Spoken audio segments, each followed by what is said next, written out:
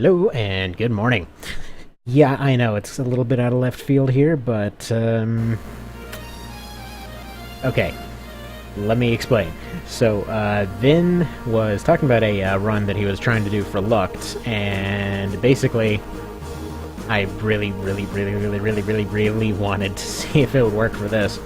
So he called it the Mosquito run, which is what we're gonna go ahead and collectively borrow. But yeah, so the idea is fairy and gremlin units only. Like, that's the whole shtick of this, and I never finished the first run like 6 years ago, so screw it, why not? So need to know how this will work. Again, thank you, Vin, for sticking around and well, for the idea too. Hopefully not completely stealing your idea here, but yeah, needed to give it a try because well, okay. So, I'd been suggested to try a monster run and all that of this and Lucht before, but that's kind of easy.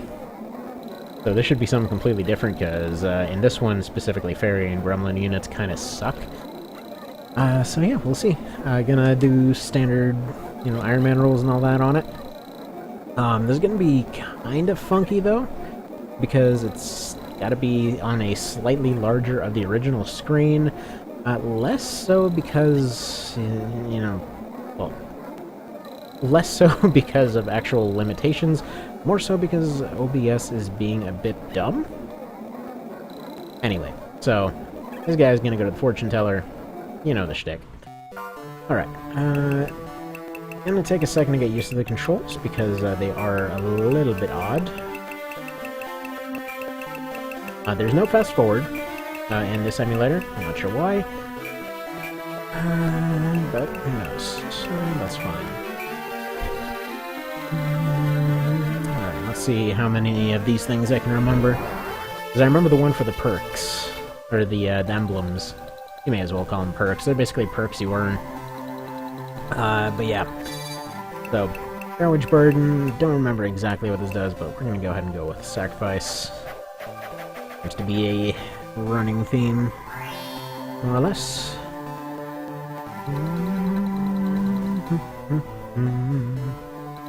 Alright, here's the one, okay? This one I pretty much completely remember. So I know this one is Embodiment of Desires. That's the one for improving your ground drop. So like if you walk on a tile that has a particular item on it, you'll get a better item out of it. I'm not entirely sure what the tables for that are, because the only time I ever bothered to learn those are just because of where the Dragon Shield is and where the Snapdragons are, vaguely, and I still need to remember where those are. I remember at least where 2 of the Snapdragons are. I don't remember where the 3rd one is anymore. But yeah, that's for that. Longevity is the one I'm going to be going for. I don't know what that changes for your alignment or stats, but that gives Fist Fight, and that is a hilarious one. Freedom, I want to say was Arbitration, and then Belief was some other. I think Belief was Miracle. So Miracle improves your crit rate. Basically, you get it by surviving. Okay, in terms of difficulty, Belief is arguably the hardest to get.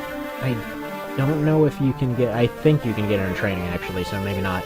In that case, Freedom would be the hardest to get, because that's Arbitration. So, Belief is basically. Yeah, you have to survive with like 5% or 10% or something like that health. You have to pretty much block a hit while at ridiculously low health, like there's no way you would have survived it, kind of a thing. Freedom is, again, I think this one's Arbitration, which is basically your base recruit rate, which only everyone can recruit. Alphonse is better at it. But the base rate is like 4%, and then it goes up to like 16% if they're extremely low health. With this, you can get up to like 60-70%. It really shoots it up there. Fist Fight is just hilarious. Basically, it raises your punching damage to absolutely unreasonable levels.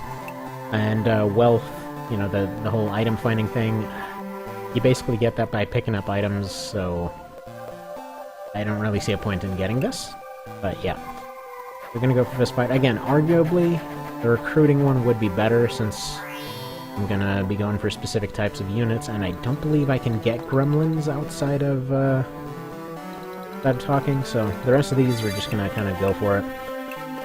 Design the plan. Good to be smart, I guess.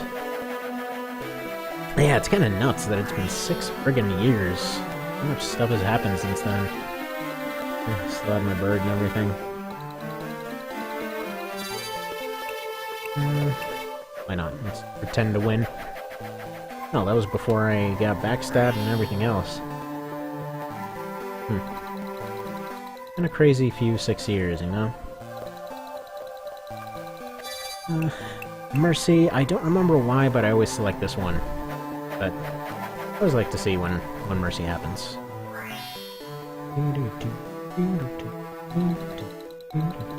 There's not really going to be a whole lot of challenge running in this particular part. With which future? Peace. Peace is good, although some a-hole always comes and topples it over like an angry cat, but what can you do? Cutscene time! Which I would absolutely skip if I got an emulator with a fast forward function. Why didn't I do that? Who knows?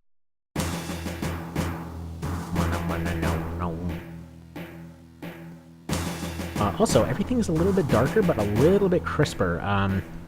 You might see, you know, stuff just looks slightly nicer. Some kind of upscaling became with this one. The main advertisement became this one, which was NO and then S with a $sign, GBA. This one was supposedly supposed to look nicer, and I think that was the main reason I went with it.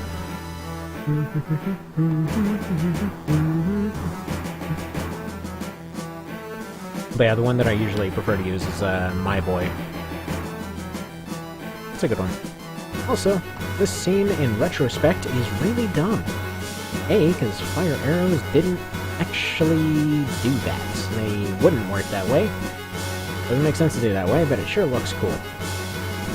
If you're thinking, hey, I've seen this in every even seemingly realistic historical movie ever, yeah, no, that they were not a thing. Basically, the physics of it wouldn't make sense. You have an arrow, right?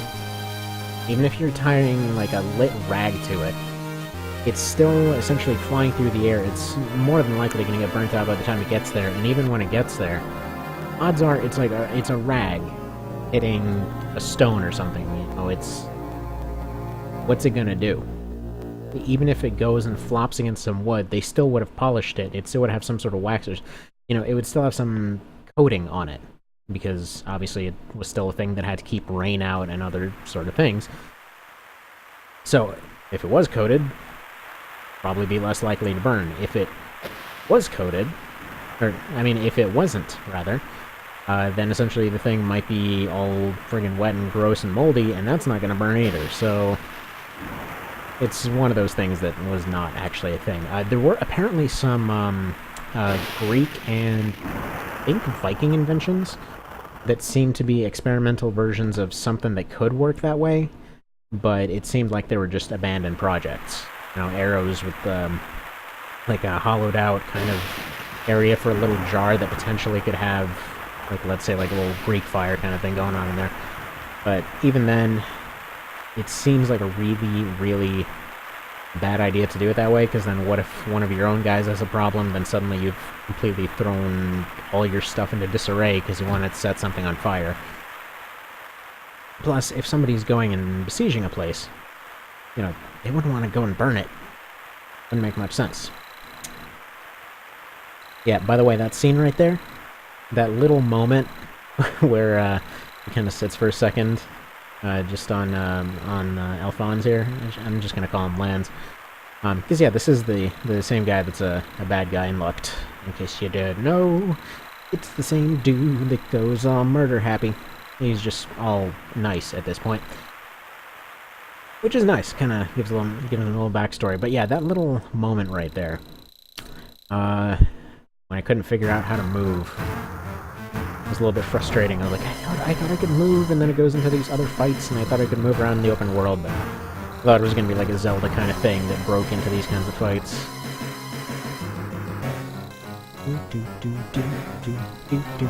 Dang it, Stan. What a generic Viking, jeez. Not actually Viking. The horn helmets were, I think it was Wagner we can thank for that one. Basically, it was a thing. More or less, they were doing operas and such sort of thing, and they needed a way to distinguish the soldier guys versus the Vikings or whoever else, the barbarian raiders, and like we need to stick spikes all over them. And people found these prop helmets, and they're like, oh, Vikings must have worn spiky helmets. Like, no, no. Alright, now, looking through the comments from 6 years ago, I was told that this is apparently... It's apparently possible to actually lose this fight. Now, here's the thing. First off, did we get the right one? Hell yes. Alright, what is my select? Okay, for some reason, square select triangle is start, and X is A, and circle is B. This is a little bit confusing, but we'll deal. Heroes who defeated enemies with their bare fist. Fists become even more lethal. And when they say more lethal, what it should say is they become, worthwhile to use. They only do like 2 damage otherwise.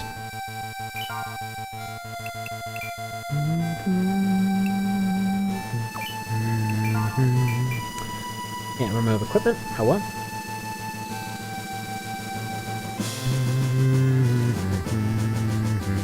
So what he was saying is apparently those 2 generic soldiers, if they get killed off, they'll apparently they will get properly killed off, but they'll come back. And I know I've at least succeeded in getting one of them killed off.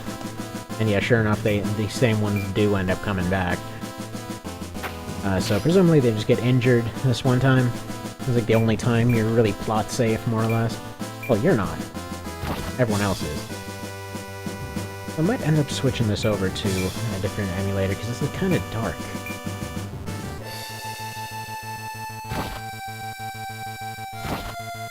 We got asked a question. Now, if I could shield drop some folks into the waters, especially Richter, that might be something worth doing.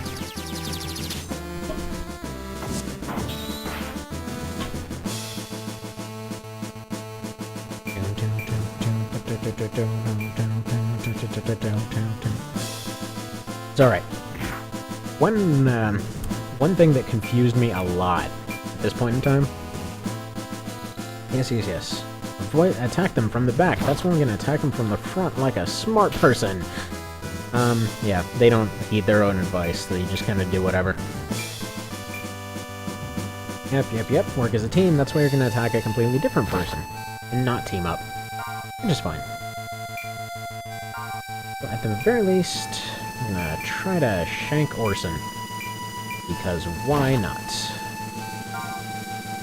Now, when I was saying about this other emulator thing, mostly I'm thinking I want to do pretty much constant fast forward. I just want to leave it on permanent fast forward, and, yeah. Gonna just do it that way.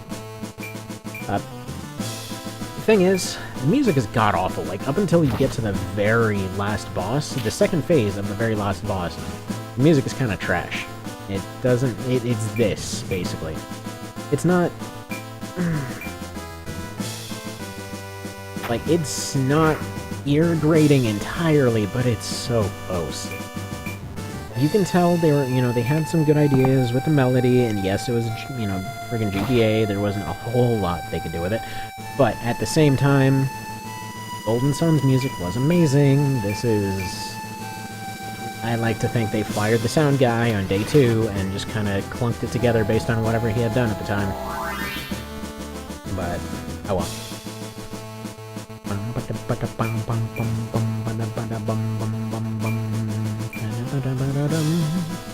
So Master Archer over here basically brought the worst bow he could find.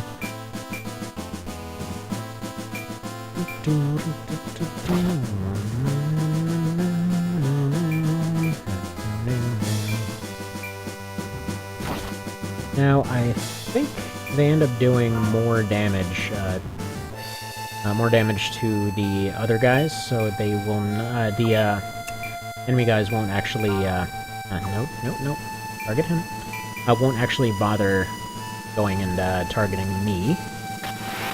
So hopefully, we'll see. Give this a go, see if we can figure out this thing that this guy commented on 6 years ago. It's so weird to think that this game was already old back then. Now it's just friggin' ancient. Oh yeah, so one thing I forgot to mention there, I was trying to get at. So, when it comes to this game, like, why I found it confusing at the time. So I was playing three different SRPGs at the same time. So it was this, FFT, and FFTA, and basically it was just constantly rotating between those three. You know, would get home, play some FFT. Would end up going on, you know, for a drive or whatever. Would end up playing these two, and they all had completely different mechanics that confused the hell out of me every time. So, like, for example, water in particular. In this one, if you get knocked in the water, you are far less effective, but you can still do stuff. Depth doesn't really matter. Also, Rickard must be getting pretty low over there.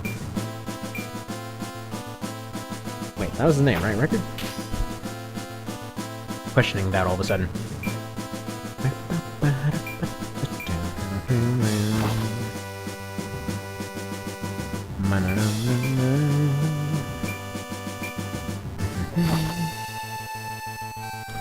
Alright, that guy needs help, that guy needs help. What is your deal? Okay, Rickard is doing fine, Stan is not. Alright, I will go ahead and be super helpful and loyal here by healing their healer some more, or healing their leader some more. I have a feeling this whole shtick is more along the lines of, gonna take a crap ton of RNG. One way I could potentially see it working is if you got a good hit, manage to get Rickard into the water. I forgot to check his name. It is Rickard, right? Yeah. Could be. Oh yeah, and speaking of water mechanics, I never finished that for like the 4th time in a row now. So yeah, FFT, it's basically 2 levels of water, so if you're in light water, you can still fight. If you're in deep water, you can't do anything. Well, whoops. Ooh, self-preservation. Yes. Man, awesome. Okay, so got counter damage upgraded right off the friggin' bat. Come on, crit, crit, crit. Ah, disappointing bastard, Stan.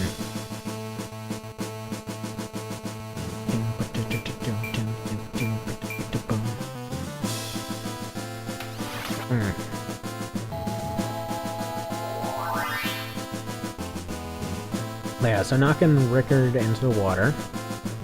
Probably Orson could be mostly ignored. Probably knocking at least one of the other generic soldiers into the water. Letting them team up on pretty much any other generics around. No, Stan! I can knock her into the water right now.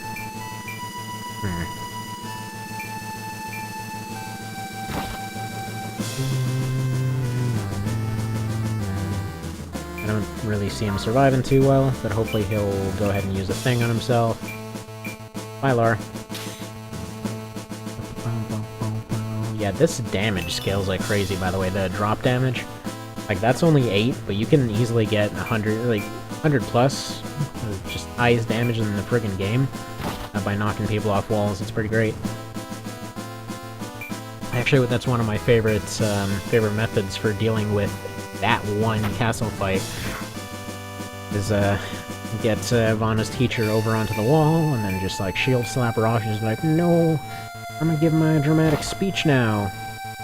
Like, okay, she's giving that speech with broken legs, you know this. And a broken spine, and she's basically just paced from the neck down.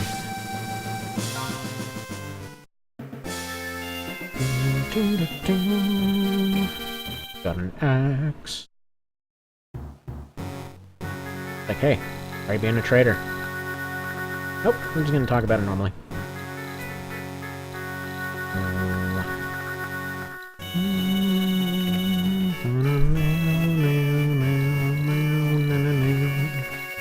cool because they went for cool music here, and I like the overall kind of downer tone of the whole thing. They're just going on about politics here. There's not really a whole lot of story to discuss. Random crossbow guy. Yeah, Ben had an interesting theory that somebody with a crossbow must have really wronged Matsuo at some point. Is always a friggin' evil crossbow guy. And the crossbows generally kind of suck. Actually, you know what?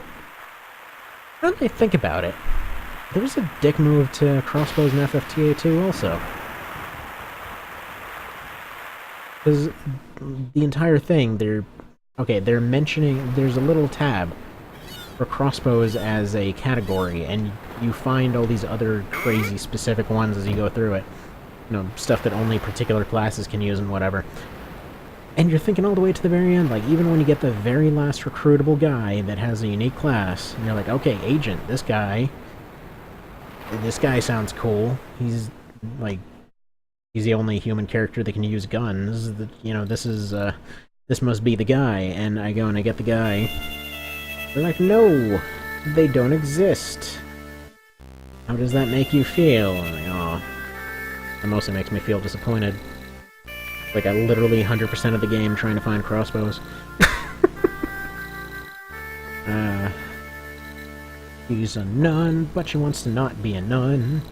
Cause she wants to get it on with the blue-haired guy. But then winds up settling for Satan. I kid you not, this story is weird. Yeah, I don't even know.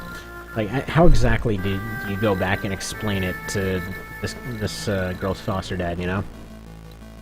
Like, so, that kid you adopted was a nun, basically decided to run off and join the military to, go get freaky with a guy, and, yeah, wound up kinda hanging out with the devil forever.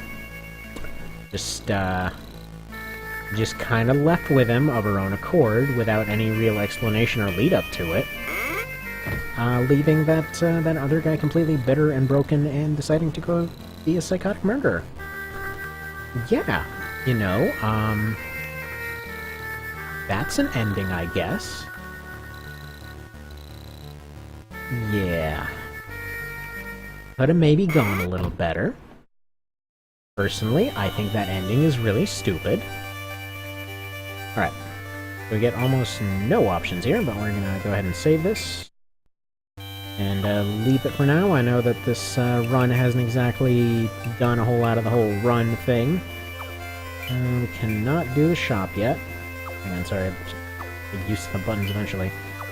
Trying to see if any of my other buttons do stuff. And then there's Scabellum for maximum... You know, screw it. We'll go do Scabellum too. Scabellum. And it's quiet in a port town. How exactly did they arrange this even in a small city? That never happens because ports are frickin' busy. Yeah, she's with some people. Oh crap, I hit the wrong button. No, I don't know. Why? There we go. Alright, now we fight her, get Fireball. What's funny is you can't actually just beat it with these two. I know in the past I have run the numbers and it is absolutely freaking possible. It would be a lot more possible if I could remove his equipment. Because his punch is so much stronger than anything he's wearing right now. To a really hilarious degree, really.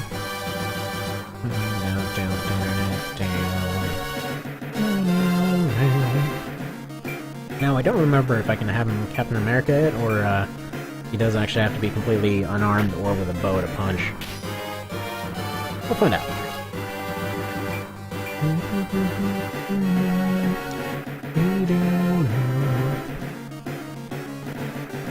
Yeah, especially if you have Miracle at this point, this fight's nothing. Because then you can just have Lance run up and just absolutely crit the Christ out of everyone. And he already hits much harder, his evasion rate is much better. Usually with his 50% he'll end up blocking a good bit of the hits coming his way. Usually, like you saw there, you can get self-preservation at this point, so you can get a lot of damage. If they make the really dumb choice of attacking her, she'll hurt them even more, because they're dumb like that, leading the only actual damage to be the caster there, so as long as you eliminate one guy, then you have just enough to take out their other melee guy. The archer completely doesn't matter, because they basically went a little too far with nerfing the archers on this one, which is possibly where the mentality came from for the remake. Also, I'm gonna turn down the volume once again. There we go. They're really not, but if you say so. And now it's no longer a fight in the slightest. Hey, yep. But yeah, so, it can get pretty crazy strong in this one. Just, their mentality... Okay, so the mentality on the archers, right? So, a little backstory on the series, more or less. So they were doing, the ogre battle thing for a while, and apparently what happened with this one, two of the designers were sitting around watching some kind of Japanese game show, in which apparently a bunch of people were going around and playing in a giant chessboard. They were like dressed in costumes and armor and whatever else, and they were just functioning as those units, and it gave them the idea for what eventually became Tactics Ogre. So, yeah, kind of a weird story there, but such things happen. Now, yeah, like I said, this isn't a friggin' fight right now.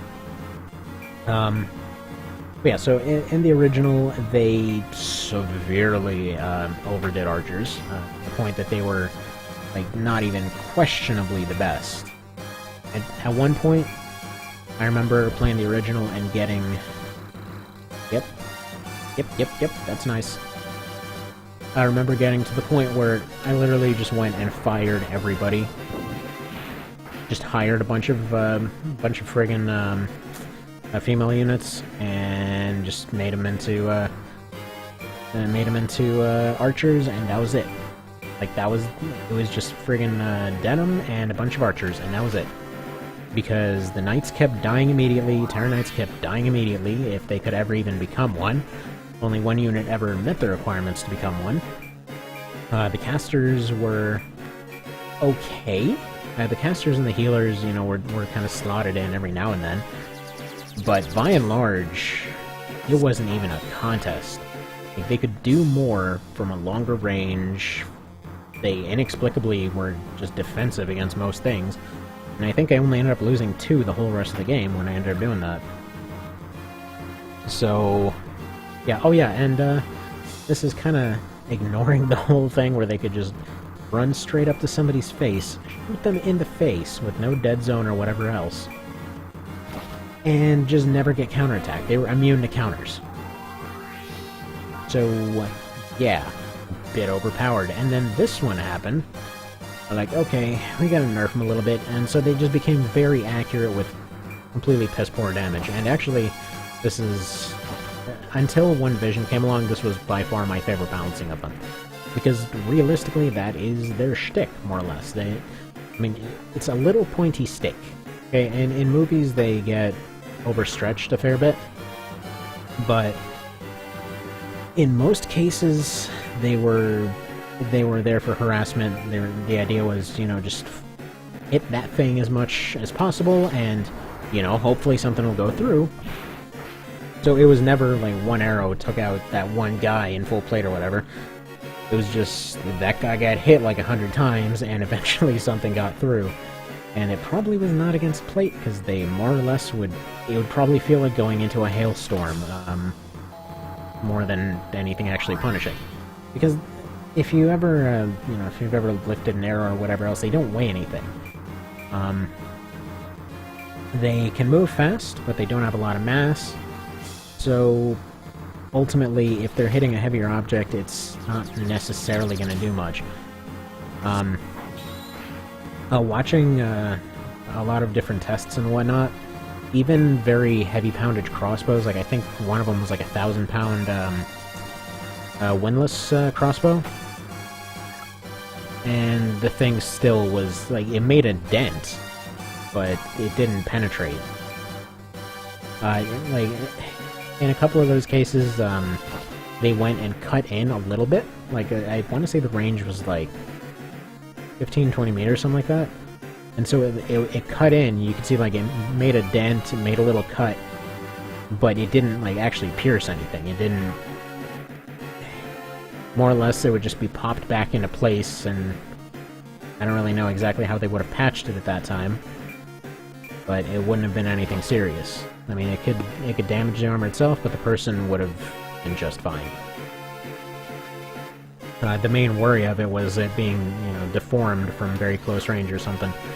And that was actually one of the things that apparently was instructed in manuals back then as well.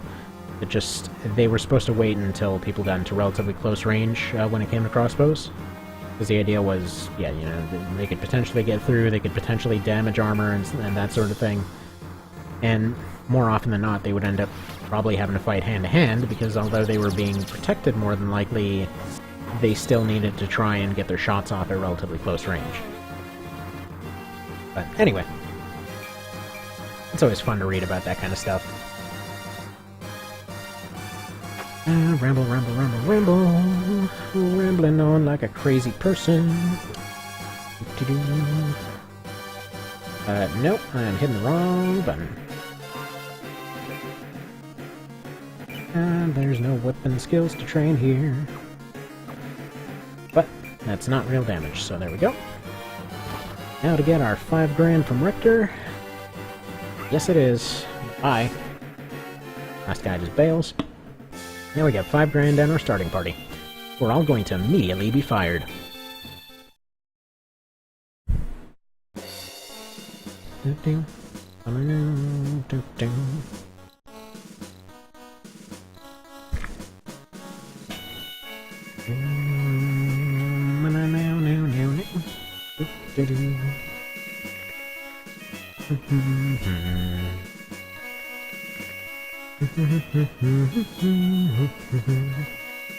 One more thing that I really absolutely love this one for is because the party size and everything else makes so much more sense with the scale here.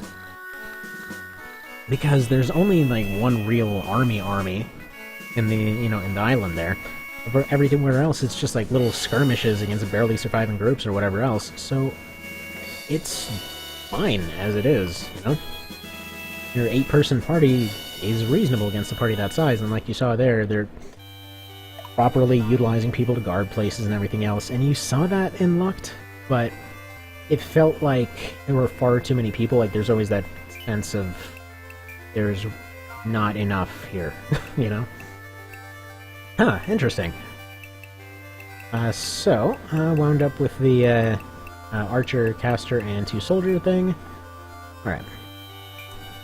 Alos and Floros, it's been nice knowing you. Bye, though.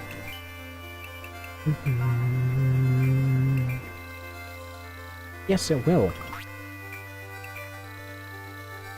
Yes. To this guy, yes. They don't have a choice. Man. No. And you know what? That sprite looks so cool in this one. I really like the artwork in this one the best. Far more than the remake. So good. Alright, now, let's see if we can actually hire our mosquitoes. Also, I love that there's actually a walk up to it. Alright. First off, guide. Get over here.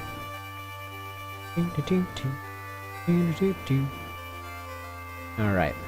What city do we need to be in? So, Astoria and Solia can do Faeries. Looks like... Wait, where are the gremlins?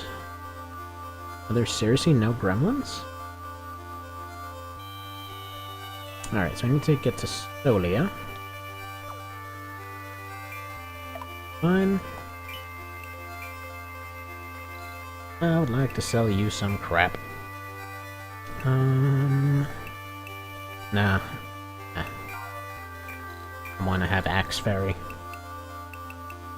Alright, I'm gonna sell these. Because you know what? There's no resurrection. Get over here. Alright. First off, because they have to make it here. Opus. Because why not? Yes, yes. There we go. I figured out buttons.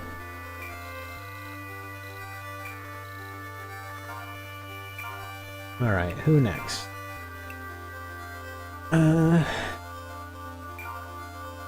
Mosquito. Gotta name them after their respective run. I don't know... I want to say we can still hire gremlins. I don't remember if they're one of the completely exempt classes. Alright. Let's see, an Earth one.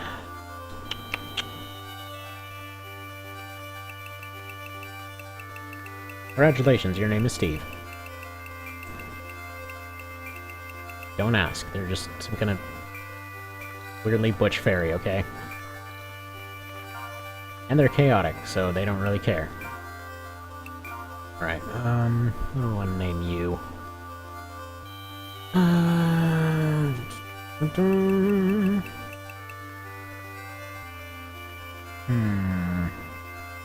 Edgy.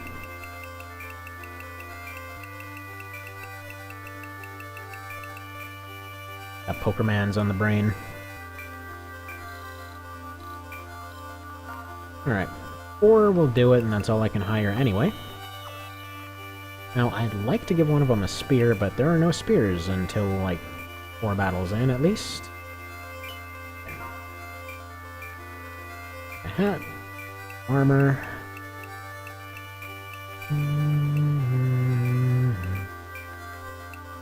You're gonna be... No. You're gonna be the Axe Fairy.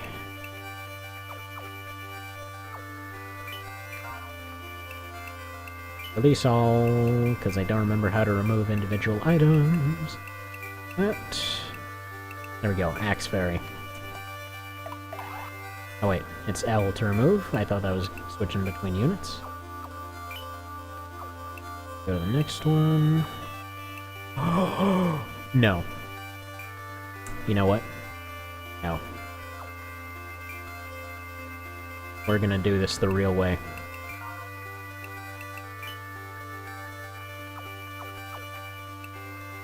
Because Potato has decided to teach them the ways of the fist. Okay. This is now gonna be a friggin' unarmed punch run. I'm gonna leave these guys to auto-grind.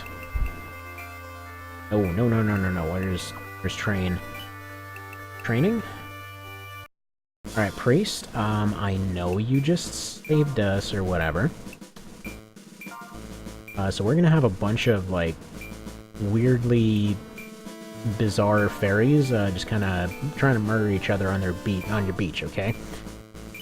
That's how we're doing this. Don't question it. Your questions will be ignored and forwarded to the answering service.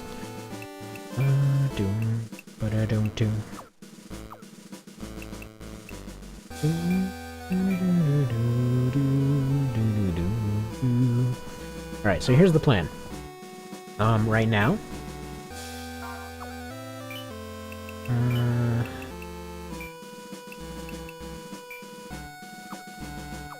Alright.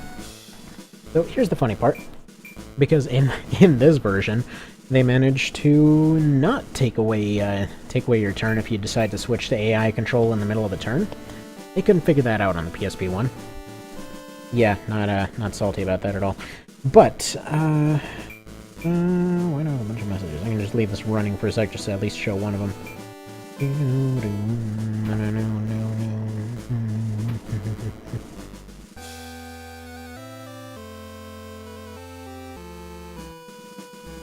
Alright.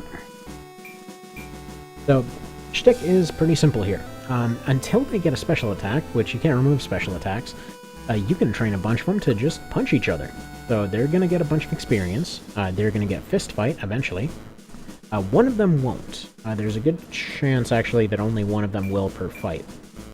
And even if you have two of them gang up, so usually the way it goes, you would have an even number of units. So let's say you have 4 of them, right?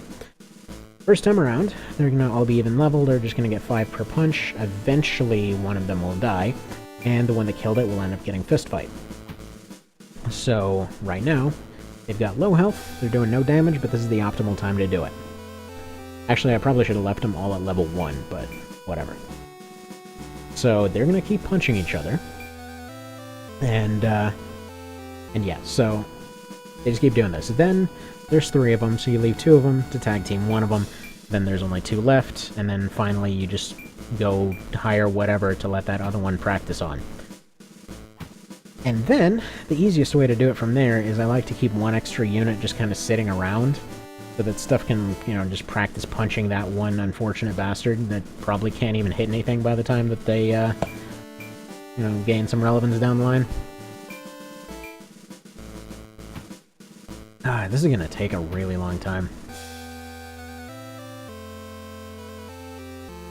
Let's just watch.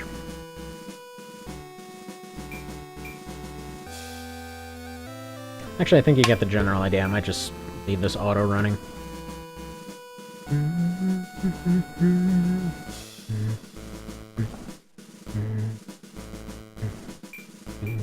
Ba-da-doo-doo.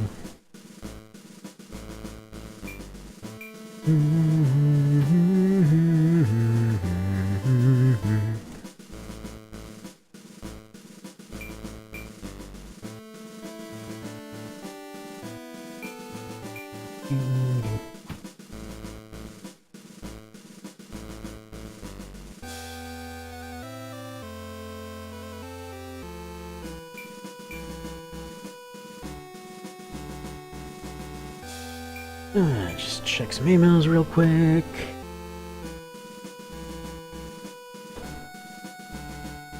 Pray for work to get better. Yeah. Well, doing the whole small business thing, frustrating as crap. Like, okay, they always love to advertise this kind of stuff whenever there's friggin', you know, bills trying to be passed or whatever. Like, oh, everything's made by self-made small business people and they run everything. No, not exactly. It is usually people going and begging and begging and begging until someone gives them a loan to start a business, and then they go and they try some half-baked idea that, you know, may or may not have any chance to succeed, and then you're just there praying and trying to make something work over and over and over and over, and odds are you fail. You lose that money, you get some people pissed off at you. You know, you may end up spending years trying to pay that back, go get a job, you know, try to get creditors off your back, fix your credit, rebuild, and try again, maybe. You know, who knows how bad the damage is, maybe they understand, or they sign an agreement that they won't do anything like that. But, you know, again and again and again, usually people will try again and again and again, and yeah, that's basically what you do. That's more of the reality of it. Like, hell, I can think, and yeah, I know I'm kind of a weird discussion on work to Faeries punching each other in the butt, but hey, you know, some days that's just what happens. But, for example, like, personally, I've seen, you know, the kind of business I run go up and down probably like a dozen times now. And it was frustrating because I never used to understand why, and it's kind of this funny situation where it's every time that you come to a breakthrough, you know, you just come to something that you know, some answer you were looking for months or years or whatever else, and you finally find it. And then it's just this sudden realization of, oh my god, this piece of information would have saved XYZ or just made everything perfect if it just came like a month earlier, or it came a year earlier. And it seems like small businesses really only succeed once they finally find that moment where they find that crucial bit of information. in the time that they actually need it. Like, I know personally, thinking back, this is actually kind of relevant to the whole 6 years ago thing. Like, back then, 2011, right?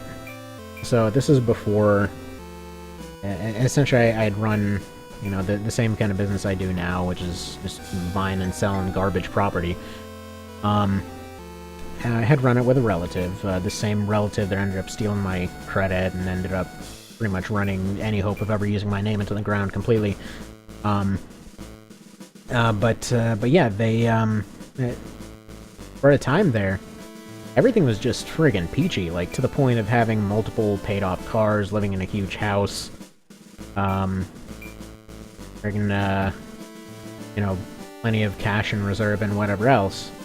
And here's the thing, and I'm hoping this piece of information will help the ludicrously specific and unlikely situation that somebody happens to be in a similar thing, that if everything seems fine, then somebody comes out of nowhere, and even if this person was seemingly intelligent, and suddenly tells you, you know what, it's time to ditch everything for some huge risky plan, like all the way across the country, because of some impending disaster that they're totally sure about, even if they've got a history of being correct when being sure, never believe them.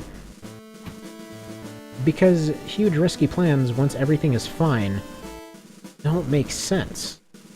Because unless there's an absolute, you know, just immediate termination that's already visible, it's fine to maneuver out of it. Worst case scenario, you know, slowly wither a little bit and find some solution. And usually whenever somebody's trying to push and saying, no, it has to be right now, I know it doesn't look like there's an immediate thing, but it has to be right now, that is usually only legitimate in the movies, in my personal experience. Because odds are that person's got an agenda, and actually that's what ended up happening there. Because everything was seemingly perfect, they decided to go do a whole bunch of stuff, pretend to be somebody they weren't. Long story. But, yeah. Wound up restarting everything from scratch, pretty much started the business from friggin' defibrillators, before they went and caused a bunch of problems again, restarted from scratch again. This time, I actually had, you know, some idea of what was going on there. So, once again restarted it, once again they come out of left field, completely burn the thing to the ground. Like, okay, this is dumb. Restart again. Everything seems fine, get some savings going. Like, okay, person's gone now, they can't stab me in the back anymore.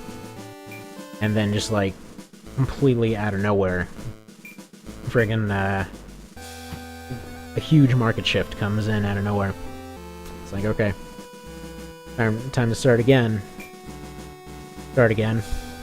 Same thing happens again. It's just like, you keep doing the same stuff over and over, discovering the actual information you need months too late. Which is frustrating, because in each of these cases, yeah, knew something that would have helped. Simply was information that came too late.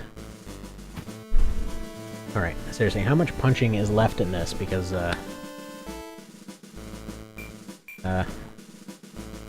where's my interrupt? There we go.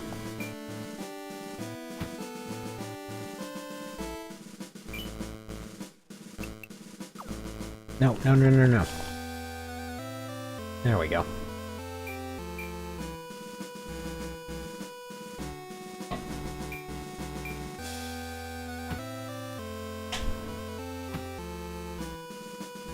Are you dead yet? Ooh, boy, this is gonna take a while. Alright, yeah, no, screw this. I am gonna go ahead and just leave this running for friggin' forever until they all get it. Alright, enough depressing stories. See you next time.